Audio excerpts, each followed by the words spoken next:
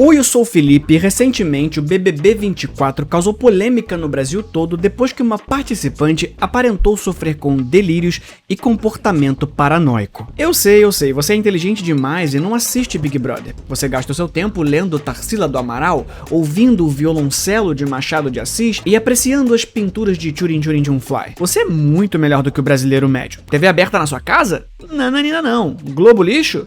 Nem a pau, Juvenal. Mas beleza, passando a fase do pedantismo que ninguém liga mais, a tiktoker Vanessa Lopes viralizou em alguns cortes, como o que ela tenta explicar como que certas imagens foram posicionadas na decoração para lhe avisar sobre quem estava do seu lado. Olha pra cá. Quando eu vejo dessa visão, pra mim quem tá aberto? Quem tá aberto? Juninho, o Rubim, Cunha, Pitelzinha, Vini, eu e a Giovana. Pode ser que eu ainda tô analisando a Giovana, mas acho que a Giovana... Acho que a Giovana faz o que a Cunha quer. Hã? Acho que a Giovana faz o que a Cunha quer. Então, mas então, exato. A gente vai ver com o tempo as coisas. Deixa eles pilharem.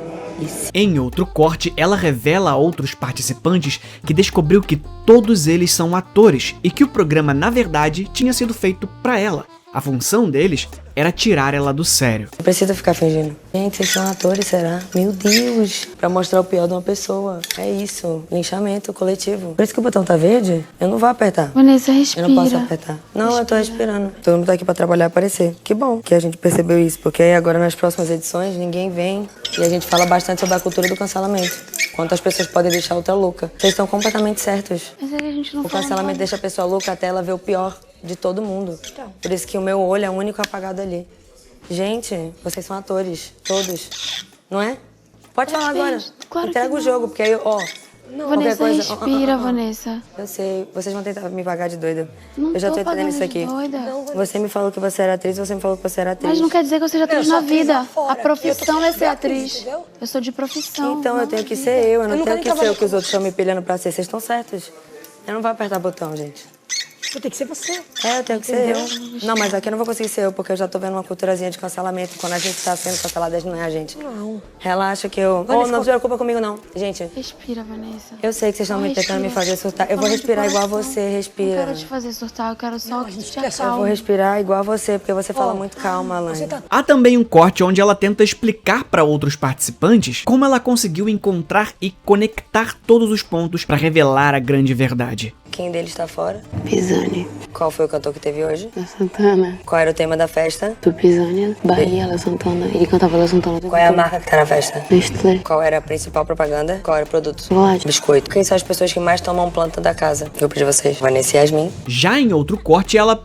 sei lá, eu não entendi muito bem. Eu só sei que ela viu uma abelha na piscina e aí chegou nessa conclusão aqui. Katniss Everdeen. Caralho, eu sou a Katniss Everdeen. E foi o filme que eu estudei pra vir pra cá. A abelha, quando ela pica, ela morre por dentro. A abelha, quando ela pica, ela morre por dentro. O intestino dela sai junto e ela vai morrendo. E pode ser pra proteger quem ama, porque ela é leal, ou pode ser pra se proteger, mas ela vai morrer. Tô sofrendo e tô morrendo. Não tô atrás de namorado. Ô, baby, não tô atrás de namorado. Eu já tenho um. Foda-se, eu tenho um namorado e pelo visto ele tá vendo tudo. Foda-se, te amo.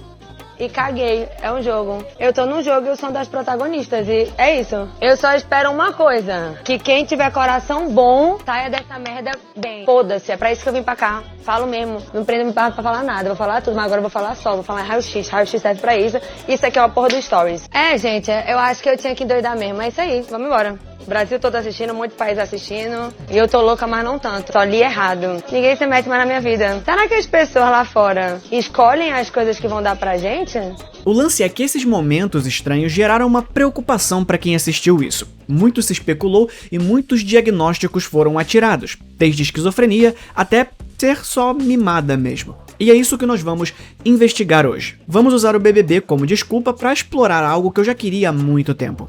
O estranho mundo dos delírios e da paranoia. E claro, descobrir se a Vanessa Lopes é só uma menina mimada que não suportou a pressão do mundo real.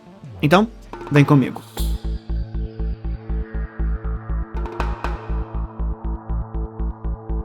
Antes de Vanessa Lopes e antes de Big Brother, antes de cultura do cancelamento e TikTok, teve um cara chamado Carlos VI. Ele foi o rei da França de 1380 até 1422, quando ele morreu, não se sabe do que. Mas é possível que tenha a ver com os surtos em que ele jurava que era feito de vidro. Certa vez, enquanto cavalgava para uma batalha sob o sol quente, um velho estranho, vestido todo de branco, apareceu, gritando que o rei havia sido traído. Carlos ficou muito assustado e começou a pensar que todos ao seu redor eram traidores. Ele atacou até seus próprios cavaleiros. Algum tempo depois, Carlos e seu irmão, Luís, foram a um baile. Carlos teve a ideia de usar fantasias com os amigos. Eles se vestiam como homens selvagens, cobrindo-se com linho e um material extremamente inflamável. Antes de entrarem, eles moveram todas as tochas para um lado por segurança. Quando entraram, Carlos se afastou para falar com uma moça que o interessava.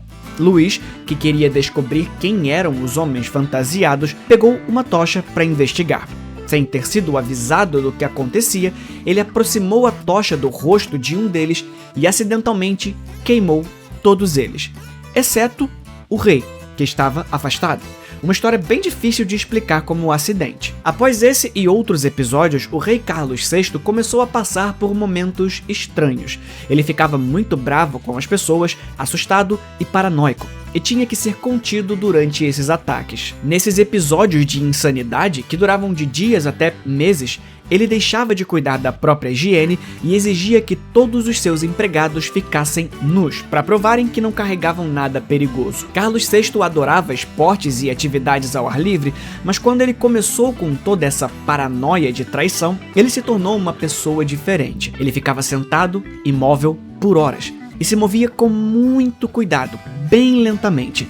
Quando questionado sobre isso, ele disse acreditar que era feito de vidro e poderia quebrar se movesse na direção errada. Esse é um dos registros mais antigos, mas na verdade o delírio do vidro era uma das doenças mentais mais comuns da Idade Média. Por cerca dos 200 anos que se seguiram, muitas pessoas juravam que também eram feitas de vidro. Não se sabe exatamente por que e como isso parou, apenas que a doença desapareceu. Mas a gente sabe que todo esse delírio coletivo não veio do nada. Dá para rastrear pelo menos porque o vidro especificamente se tornou uma obsessão nesses transtornos. O vidro pode ser encontrado na natureza e já é criado pelo ser humano há pelo menos uns 4.000 anos, com registros na Mesopotâmia. Mas na Idade Média, na Europa mais especificamente, as pessoas começaram a ver o vidro como algo realmente especial e quase mágico. Era considerado valioso e ligado ao luxo por causa da sua fragilidade. Isso fez com que os ricos, principalmente os nobres, se sentissem ainda mais importantes na sociedade por possuírem objetos de vidro. Eles ficaram meio obcecados com esse novo material e assim o delírio coletivo começou a tomar forma. Pelo menos essa é a tese do historiador Edward Shorter, da Universidade de Toronto. Mais tarde, essa condição seria associada a um transtorno psiquiátrico conhecido como melancolia. A melancolia, que é sintoma de várias outras doenças, como depressão, ansiedade e até esquizofrenia, que é o que a maioria concorda em ser a causa dos delírios de Carlos VI. Entender as condições psiquiátricas que podem ser associadas a delírios e paranoia tão fortes, ao ponto de fazer alguém acreditar que o seu corpo é frágil como vidro, vai ser importante aqui. Eu sei que a nomenclatura pode parecer estranha, mas o DSM-5, que é basicamente um dos manuais usados para diagnosticar transtornos mentais, vai separar os delírios em bizarros e não bizarros. A diferença entre os dois é a plausibilidade. Ainda que seja facilmente verificável como falso, o quão possível é que esse delírio seja real. Um delírio bizarro seria: meu vizinho é um vampiro. Um delírio não bizarro seria: meu vizinho tá me stalkeando. Esses delírios vão causar um estado prolongado de paranoia.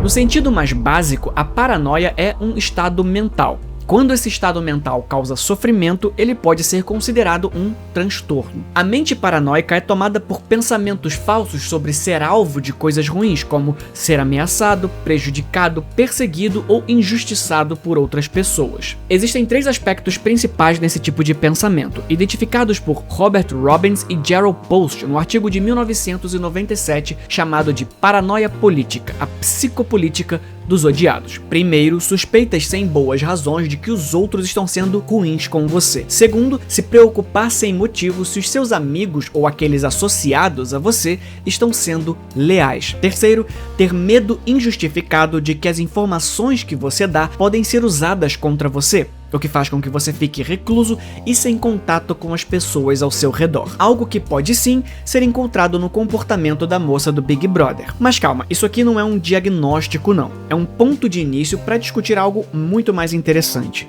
Geralmente na psicologia clínica, a mente paranoica é vista como um comportamento e estado mental causado por problemas emocionais internos. Por exemplo, em 1981, Kenneth Mark Kolbe escreveu o artigo Modelando a Mente Paranoica, onde sugeriu que culpar os outros por problemas próprios pode ser uma forma de lidar com o sentimento de humilhação. As coisas estão erradas porque tramaram contra mim e a fonte do meu sofrimento é externa. Ou pelo menos tem que ser. Sejam atores no Big Brother ou seja o Simon colocando prego na voz da menina do Ministério Hétero. Eu não tô fragilizada porque tenho medo do mundo fora das redes. Eles que são atores estão contra mim. Pra quem não passa por situações de delírio, é até fácil entender quando eu digo que eu tô vendo algo que não tá lá, ou que eu tô ouvindo um som que não existe, porque a percepção dos nossos sentidos são facilmente replicáveis dentro da mente, mas entender um delírio, ou seja, a aceitação de uma ideia que não tem fundamento na realidade e nos fatos verificáveis, quase impossível. Dá pra gente imaginar um elefante ou imaginar ouvir a voz de um falecido, mas não dá pra fingir que acredita em algo e simular esse estado mental. É por isso que existe todo esse estigma enorme até hoje com pessoas esquizofrênicas, mesmo que nem sempre os delírios e alucinações sejam algo mal. Por mais que o processo de paranoia seja interno, às vezes vai depender não do delirante, mas do mundo ao seu redor. Eu não tô de forma alguma sugerindo aqui que a Vanessa Lopes é esquizofrênica, tampouco por omissão, deixando no ar. Eu, da minha ausência de diploma de psicologia, acho que ela não tem esquizofrenia. O meu ponto aqui é que não é porque ela claramente é uma pessoa limitada por causa dos privilégios que recebeu na sua criação e a tornaram uma adulta com dificuldade de manter uma interação social em que não haja uma hierarquia, e ela no topo, claro, e eu digo isso pela forma que ela se comportou durante a sua curta estadia no programa, que todo o comportamento dela é causado por simplesmente ser mimada. E vice-versa. Transtornos não te eximem de toda e qualquer responsabilização. Mas uma pesquisa feita na Universidade de Stanford sugere que as pessoas com esquizofrenia podem ter alucinações de formas diferentes com base na sua formação cultural. Eu comentei brevemente sobre isso em um vídeo passado sobre alucinações. Esse vídeo vai aparecer na telinha aqui no final. Os estadunidenses frequentemente relataram vozes violentas e odiosas, enquanto os da África e da Índia tiveram experiências mais positivas, como ouvir a voz de familiares ou até mesmo de Deus. O estudo sugere que a forma como as pessoas prestam atenção nas vozes na vida real pode afetar o que ouvem e pode ter implicações clínicas no tratamento. Culturas individualistas ouvem vozes dos outros como mais cruéis, culturas mais coletivistas ouvem vozes mais solícitas. Os resultados também destacam a importância de considerar fatores culturais na compreensão das doenças psiquiátricas. A pesquisa sugere que a formação cultural do comportamento pode ser mais significativa do que se pensava. Afinal, nós somos animais sociais. É claro que cada peça que empilhamos para formar quem nós somos vai afetar alguma parte da estrutura. Como diria o próprio Jean-Jacques Rousseau, o homem nasce bom e a sociedade o corrompe. O que nos leva de volta à história lá do rei Carlos VI que eu falei. Alucinações costumam se apropriar daquilo que você acredita. Você acredita que vidros são especiais como você?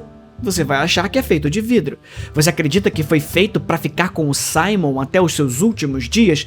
Se isso não acontecer, é porque o Simon tá tomado pelo próprio diabo. Você acredita que o mundo gira ao seu redor e que você entrou para ser a Juliette, mas vai sair como Carol Conká?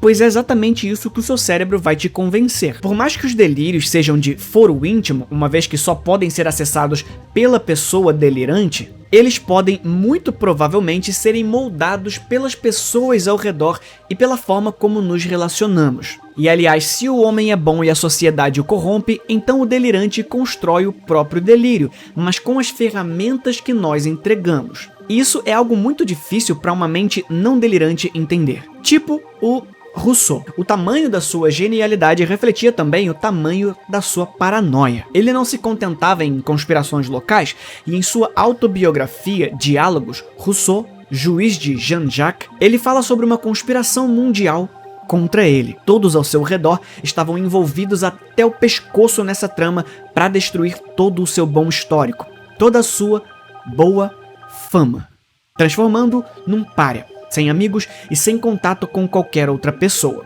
Num sábado de 1776, Rousseau foi à Catedral de Notre-Dame levar esse manuscrito, onde pretendia expor a conspiração e defender a sua inocência. Por suspeitar que até mesmo seus amigos próximos participavam da trama, Rousseau decidiu deixar o manuscrito no altar de Notre-Dame, na esperança de que fosse encontrado e entregue ao rei. Porém, ao se aproximar do altar, Rousseau descobriu uma grade que separava a Capela-Mor da entrada, bloqueando o seu caminho. Esse obstáculo inesperado o chocou e ele sentiu uma súbita tontura e agitação. Rousseau se perguntou se o próprio Deus fazia parte da conspiração contra ele. Esse incidente, compartilhado pelas palavras do próprio Rousseau, é um exemplo vívido da sua paranoia. Sem tratamento, algo que claramente ele não tinha acesso, já que a psiquiatria nasce na mesma época em que ele morria, Rousseau foi ficando cada vez mais recluso e cada vez mais paranoico, e seus textos denunciavam a sua deterioração mental, até o seu último livro, que nunca foi finalizado, Os Devaneios de um Caminhante Solitário. Rousseau terminou exatamente como aquilo que ele temia que seus inimigos o tornassem. Mais de filósofos iluministas até a TikToker com dificuldade de leitura. Você acha que o Brasil tá vendo esse jogo como algo bonito? Eles estão rindo da cara deles. E eu tô recebendo sinais. Talvez eu tô recebendo sinais porque eles querem que eu receba sinais. Yasmin, eu tô lendo uma parede. Porque eu li um livro. Você leu o mesmo livro que eu. Qual? 1900 e não sei o quê. Li. É inspirado Aqui. nesse programa. Uhum. O Grande Irmão. Sim. O olho que tudo vê. Sim. Por que fui eu que encontrei os olhos na parede? E por que quando eu tô de frente, todos os olhos são abertos e só o meu tá fechado em uma das posições? Porque a mais cega da casa era eu. E aí, tem o topo. Será que os mecanismos de ação da paranoia são os mesmos? Será que a tal da Vanessa Lopes não tá só de frescura, tentando trazer um protagonismo para ela? Como eu conecto Vanessa Lopes a Rousseau? Uma pesquisa recente da Universidade de Cambridge e do King's College de Londres sugere que problemas na forma como o cérebro processa novas informações estão no cerne da psicose.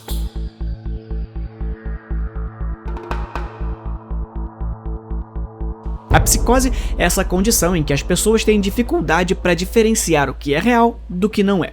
Não só pelas alucinações, mas pelos delírios também, as ideias falsas e conspiratórias que eu citei. A doutora Kelly Dederan e os pesquisadores descobriram que um mensageiro químico no cérebro, que talvez você conheça muito bem, chamado dopamina, desempenha um papel fundamental no ajuste do cérebro quando está aprendendo uma nova informação. O estudo envolveu 20 pacientes com psicose, 24 com sintomas mais leves de paranoia e 89 voluntários saudáveis. Eles jogaram um jogo de computador enquanto sua atividade cerebral era registrada. Os pesquisadores descobriram que os pacientes com psicose apresentavam problemas em uma região do cérebro chamada córtex frontal superior, que afeta o aprendizado de novas informações. A gente não aprende nada do zero. Durante o processo de aprendizado, o nosso cérebro faz comparações com o que já sabemos, e o paranoico tem dificuldade em fazer essas conexões. Aprender algo é, basicamente, prever o futuro.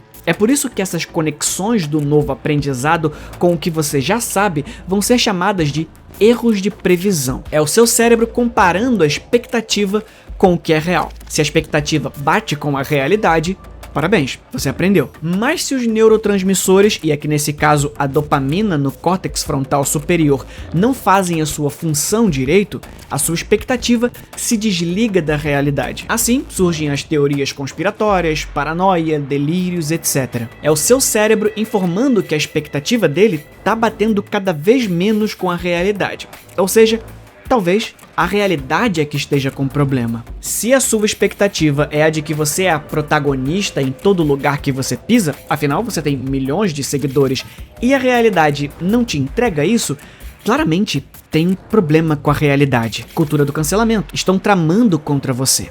Tudo isso aqui foi orquestrado para te destruir.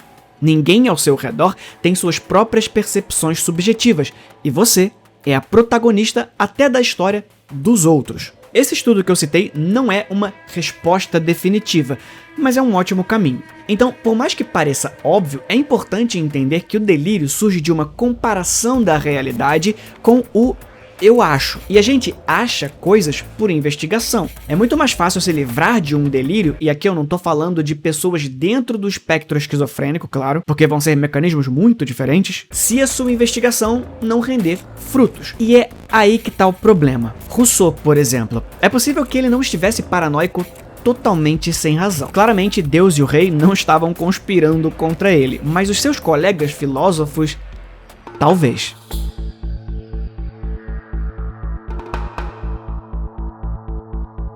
A Vanessa Lopes foi jogada no meio de um jogo que envolvia um monstro que a perseguia faz tempo. Um monstro que ela acreditava ter domado, uma vez que toda a interação na internet era controlada por ela e por sua equipe. Um monstro que pode ser chamado de Fama. Fama vem do grego Phanai e era o nome dado a uma divindade nascida de Gaia e que vivia no centro do mundo. Seu palácio tinha sido construído com bronze e acusticamente preparado com milhares de orifícios para que pudesse ouvir tudo que se fala em cada canto do planeta. Mais ou menos como um panóptico invertido. O panóptico é uma prisão ideal criada pelo filósofo e jurista inglês Jeremy Bentham em 1785. Nesse sistema, um único vigilante pode observar todos os prisioneiros sem que estes saibam se estão sendo observados ou não. O temor de não saber se está sendo observado ou não leva os prisioneiros a adotarem um comportamento desejado pelo vigilante. Sob o olhar do grande irmão, ninguém age naturalmente. Bentham argumentava que o sistema panóptico seria mais econômico, pois exigiria menos vigilantes em comparação às prisões da época. Além de ser aplicável a prisões, ele poderia ser utilizado em qualquer tipo de instituição baseada na disciplina e no controle. Mas e o comportamento desse vigilante? No centro de tudo, tendo a capacidade de ver e ouvir a todos. Não à toa, o poeta Virgílio descrevia a Fama como um monstro veloz e horrendo, capaz de manipular a forma como suas vítimas enxergam o mundo. Etimologicamente, Fama é aquilo que é exposto, revelado. Mas na passagem do grego para o latim se tornou o termo usado para se referir a boato, e por vezes teve implicações jurídicas nos tribunais medievais. Se alguém tivesse má fama, o seu testemunho poderia ser desacreditado ou rejeitado em processos judiciais. Já ao contrário, alguém com boa fama receberia o benefício de ter a sua palavra levada a sério. Mas foi em 1215 que o Quarto Concílio de Latrão deu origem a uma bula papal onde ordenava aos cristãos que confessassem os seus pecados anualmente. A confissão estava ligada ao recebimento da Eucaristia, ou seja, a possibilidade de participar da Santa Ceia.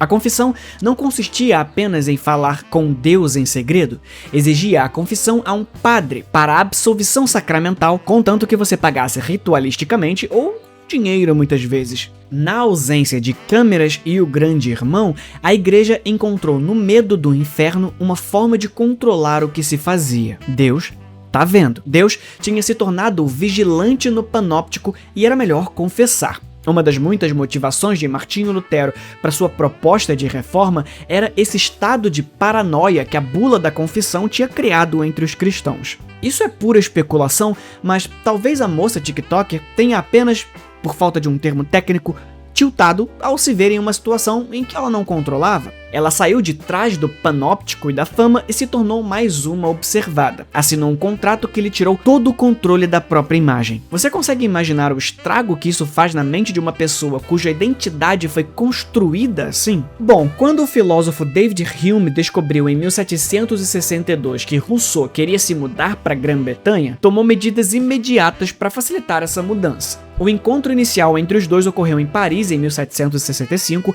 e eles viajaram juntos de Paris para a Inglaterra em janeiro de 66. Hume não apenas providenciou acomodações para Rousseau, mas também atendeu às suas necessidades, garantindo-lhe com sucesso uma pensão do rei George III. No entanto, em poucos meses, o relacionamento entre os dois piorou drasticamente. Rousseau escreveu cartas raivosas a Hume, acusando de orquestrar um esquema para desonrá-lo e humilhá-lo através de pequenos tormentos. como mexer em suas correspondências. É uma história longa e que daria um vídeo por si só, mas basicamente outros filósofos entraram no meio e aos poucos Rousseau foi criando inimizades, terminando paranoico desse jeito. O resumo da ópera é que não se sabe se tramaram mesmo contra Rousseau e isso deixou ele paranoico até ele enlouquecer, ou se ele era paranoico e isso deixou todo mundo puto ao seu redor, fazendo assim com que todos conspirassem contra ele. No final das contas, a paranoia danifica os relacionamentos sociais. É uma profecia que se autocumpre. E esse é o problema da paranoia e dos delírios. Eles nem sempre vêm na forma de um palhaço alienígena no seu banheiro ou homens de preto colocando câmeras na sua casa. A paranoia costuma vir fantasiada de algo que até faz sentido. Pelo menos, se você quiser que faça. Então, resumindo, já que esse vídeo tá grande demais. Basicamente, a esquizofrenia é um espectro dentro dos transtornos psicóticos que inclui como sintomas o delírio e a alucinação. A psicose pode causar esse estado mental de paranoia onde a forma como a pessoa percebe a realidade fica alterada. Quando esse estado de delírio e paranoia é apenas por um curto período, geralmente motivado por alguma experiência estressante ou traumática, a psicologia vai chamar de transtorno psicótico breve. Os sintomas precisam durar menos de 6 meses, porque senão já começa a se tornar possível um diagnóstico de esquizofrenia ou psicose mesmo, mas pode durar até mesmo um único dia. Dá pra ser paranoico, delirante e mimado? Dá. Assim como dá pra ser depressivo e um chato do caralho, ou ansioso e um péssimo amigo, e até mesmo ter TDAH e ser preguiçoso também. Uma coisa não anula a outra. Na verdade, às vezes, se completam. Esse foi o vídeo de hoje. A gente se vê na próxima. Fui.